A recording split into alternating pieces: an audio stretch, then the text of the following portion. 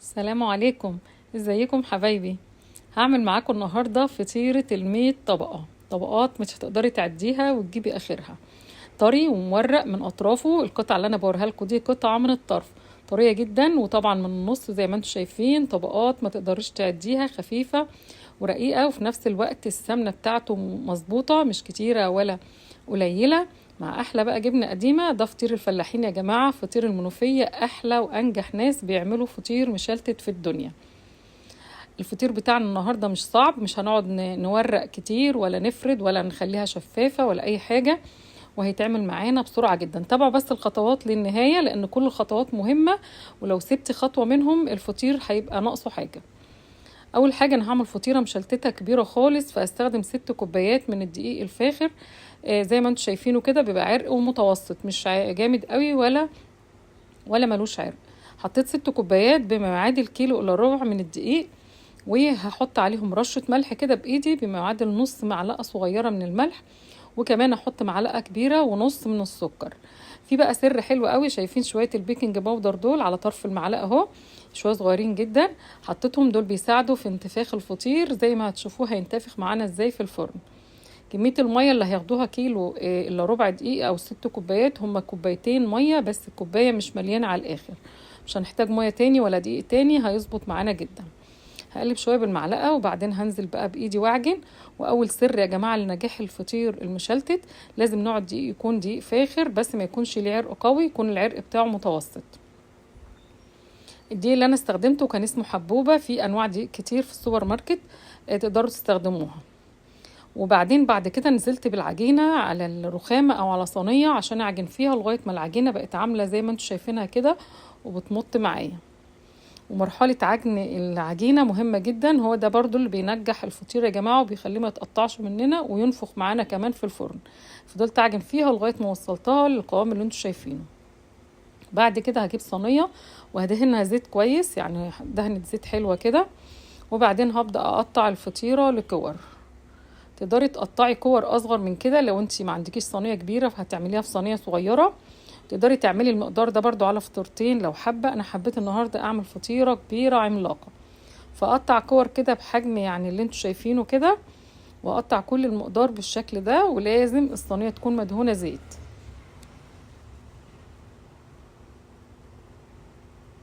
يعني انت لو صغرتي القطع عن كده هتديكي قطع يعني اكتر من القطعه دي، وتقدري في الحاله دي تعمليهم فطيرتين حسب الصينيه بتاعتك.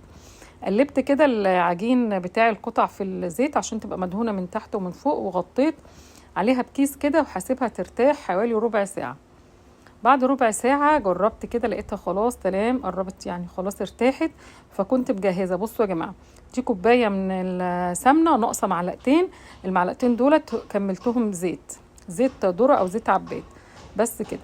هجيب بقى يعني شايفين كوبايه السمنه دي هتعمل فطيره عملاقه وهيفيد منها كمان، يعني هناخد كوبايه الا ربع تقريبا. جبت اول قطعه من العجين وحطيت شويه سمنه وفردتها كده، بصوا يعني ولا رققت ولا عملت اي مجهود خالص، مجرد فردتها كده ونقلتها على الجنب التاني اهو زي ما انتم شايفين بالسمك اللي انتم شايفينه ده. وكل ما بفرد يعني قطعه بحط عليها سمنه، دي هحط عليها سمنه من الناحيتين عشان ما تلزقش معايا على الرخامه او على الصينيه. تمام. وبعد كده هجيب القطعة التانية وافردها بنفس الطريقة، وكل مرة بحط شوية سمنة عليها وبقلبها على الناحيتين، يكون الناحيتين كده عليهم سمنة. بصوا انا جبت دي حطيتها فوقيها اهو عشان يعني احطهم على بعض قدامكم بس. وهعمل كده في كل القطع يا جماعة. بصوا الفرد في ثواني، ولا برقق ولا بشد ولا بطبق ولا بفرد كبير ولا حاجة، انا مش هفرد اكتر من كده. حتى طريقة تطبيق الفطيرة في الاخر يا جماعة هتلاقوها سهلة جدا على اي حد وما فيهاش اي نسبة فشل. هكمل المقدار كله كده، بس عايزه اقول لكم كل ما كنت بعمل 4 أو 5 طبقات كنت بقلبهم كده على الناحيه التانية عشان يعني القطعه اللي بتبقى تحت ما تلمش معايا، اقدر اخليهم كلهم تقريبا سوا واحد. وبعدين هكمل بنفس الطريقه زي ما انتم شايفين كده. اهم حاجه ما تنسوش تحطوا سمنه كويس ما بين كل الطبقات، لو نسيتي تحطي سمنه ما بين طبقه وطبقه يبقى معنى كده ان الطبقتين دول هيلزقوا في بعض ومش هيورقوا. وهكمل كل المقدار، شايفين في اللي فوق كش شويه اهوت يعني لم شويه، هنظبطه دلوقتي. وبعمل زي ما انتم شايفين اخر قطعتين. بحط سمنه كويس قوي وبحط القطع دي، وبعدين هقلبهم بقى. لما نقلبهم بقى كده ونيجي نفرد، اللي تحت هيفرد معانا وهيتساوى كله مع بعضه تقريبا. ودي اخر واحده اهو بعملها زي ما انتم شايفين. دول يا جماعه حوالي 17 او 18 طبقه، يعني فطيره كبيره جدا. مش بس الفطيره هتبقى 17 او 18 طبقه، ده احنا لسه هنتني وهتدينا عدد لا نهائي من الورق بتاع الفطير زي ما انتم شفتوا في الاول. خلاص كده مش هسيبها ترتاح ولا حاجة، انا هبدأ افرد على طول كده زي ما انتم شايفين، وهشد بقى كده الاطراف على بعضها. الموضوع ده بياخدش معايا دقيقة واحدة. ولاحظوا في واحدة يعني جزء يعني من القطع طلع لتحت اهو، رحت شايلاه خالص اهو عادي، سحباه وحطاه، بس هنحط سمنة بقى يعني تحتيه حتى اتقطعت عادي جدا. هظبطها اهو فوقيها، وبعدين هقلبها تاني لتحت اهو. كل ما بنقلبها كده يا جماعة بس نظبطها كده واحنا بنقلب اهو، هيساعد على ان هي تفرد معانا وكل القطع تتساوي مع بعض، والموضوع ما بياخدش وقت خالص ولا مجهود اهو. بصوا انا هفرد اهو كده، اللي تحت مساوي اللي فوق، حتى اللي فوق اهو بساويه، وبجيب الاطراف على الاطراف وبفرد كده.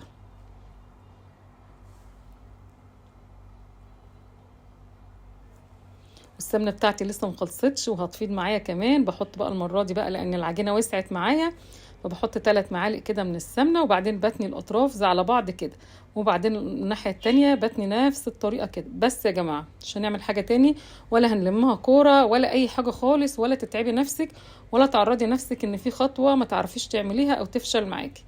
بصوا بلمها اهو، ونفس الكيس اللي كنت مغطيه بيه غطيها وسيبيها نص ساعه ترتاح، عشان لما تيجي تفرديها تفرد معاكي بسرعة. بعد ما سبتها بقى نص ساعة، تعالوا بقى نفردها كده. الفطيرة دي تقدري تعمليها في اكبر صينية عندك، يعني تقدري تعمليها في صينية اكبر من اللي انا عاملاها دي كمان، او تقدري تقسميهم لفطرتين من الاول خالص. انا عملتها في الصينية دي هي تخينة بس مورقة توريقة خفيفة، يعني الفطيرة ملحمة كده ومليانة طبقات كتير قوي. انا كنت عايزة الفطيرة بتاعت النهاردة تطلع كده، فريدي كويس قوي. قبل ما بفرد الفطيرة بكون مشغلة الفرن بتاعي عشان عايزة الفرن بتاعي يسخن جدا. تسوية بقى يا جماعة خطوة مهمة في نجاح الفطير المشلتت بتاعنا.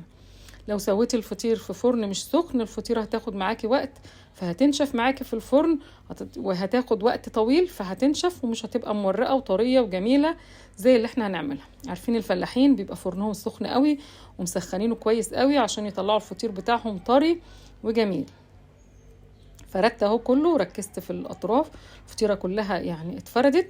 وعشان بقى عارفه ان احنا ما عندناش قشطه، فجبت معلقتين 3 من الزبادي، حطيت عليهم معلقتين برضو 3 من السمنه، واقلبهم مع بعض وكانهم قشطه بالظبط يا جماعه. بصوا قشطه مع زبادي مع السمنه، يعني كانه قشطه بالظبط اهو، شكل القشطه وبنفس الريحه كمان. وحطيت المقدار كله على وش الفطيره، وكمان شويه سمنه كمان، حسيت انها ناقصها شويه سمنه، فقمت دهنه بقى بالفرشه كل الفطيره كده. على فكره السمنه معايا فاضت يعني حوالي شويه في الطبق كمان، ما خلصتش كلها. فرني سخن جدا، بس هسيب الفطيره ترتاح 10 دقايق برضو قبل ما ادخلها، يعني لغايه ما الفرن يسخن اكتر. انا احطها على ارضيه الفرن زي ما انتم شايفين اهو، على الارضيه على طول شايله الشبكه، والفرن بتاعي شغال من تحت وشغال كمان من فوق. وبعد 5-6 دقايق والفرن مقفول، شايفين الانتفاخ، الفطيره انتفخت وبقت عامله زي البالونه كده. وبعدين اتحمرت من الشوايه لان كنت مشغلاها، وخدت اللون الجميل القمر ده. طلعتها بقى زي ما انتم شايفين قد ايه منفوخه، والانتفاخ ده معناه ان هي مورقه وطبقاتها فاصله عن بعضها، مع احلى بقى عسل وجبنه قديمه. على فكره ينفع غدا، ينفع عشاء، ينفع في اي وقت. بصوا اللون من تحت ومن فوق. الفطيره بعد ما بردت حابه بقى اقطعها واوريكم الطبقات قد ايه. بصوا يا جماعه، بصوا قد ايه طريه اهو. انا هوريكم الطرف بس يعني عشان تشوفوا الطرف قد ايه طري.